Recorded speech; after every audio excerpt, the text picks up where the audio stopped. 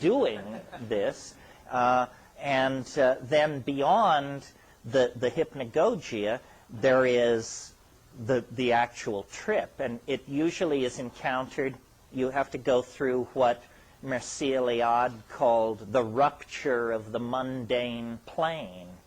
This means that the world has to, it like falls apart or explodes or settles down on you. There's a sense of a rupture of plane, and then the visually coherent, emotionally laden, information-laden, high-content hallucinations occur. And many people have taken psychedelic drugs and never gotten past the hypnagogia. They don't know that there's something out there besides dancing mice and spinning geometric wheels and stuff like that. But beyond that, you cross over.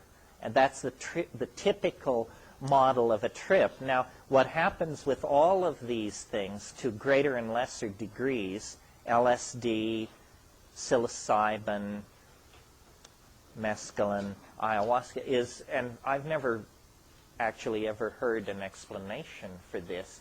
For some reason, the experience comes in waves.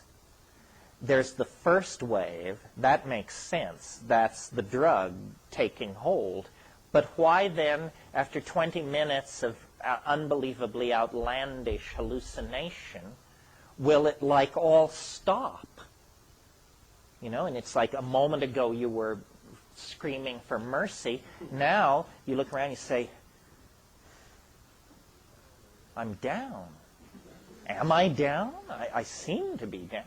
You know, and sometimes you seem to come all the way down. Like on LSD, it's like it totally turns off sometimes. And then about 5 minutes later, it comes again. And you get another wave. And if you've taken a really dedicated hit of ayahuasca, for example, you will get like as many as 5 or 6 of these waves throughout the evening. And the first one is usually the strongest.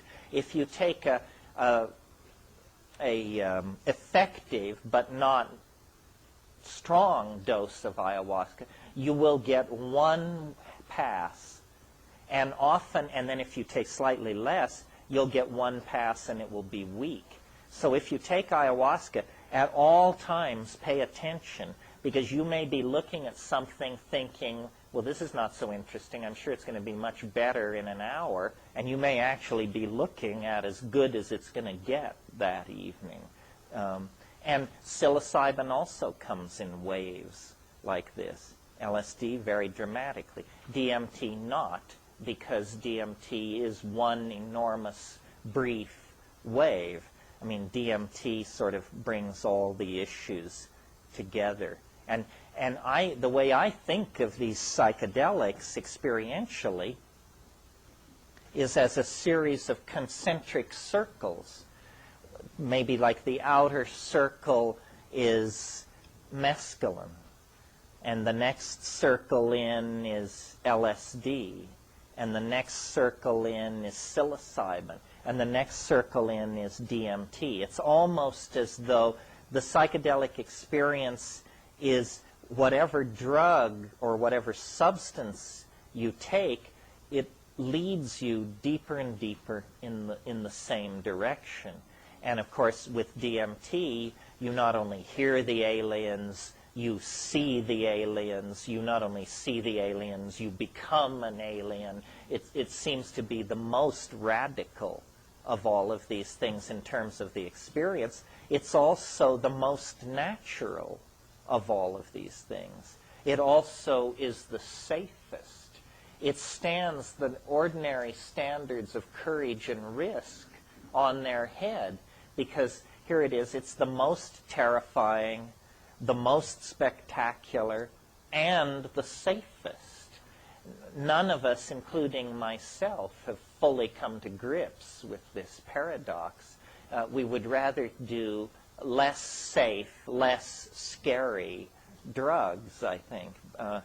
DMT is pretty impressive in most situations.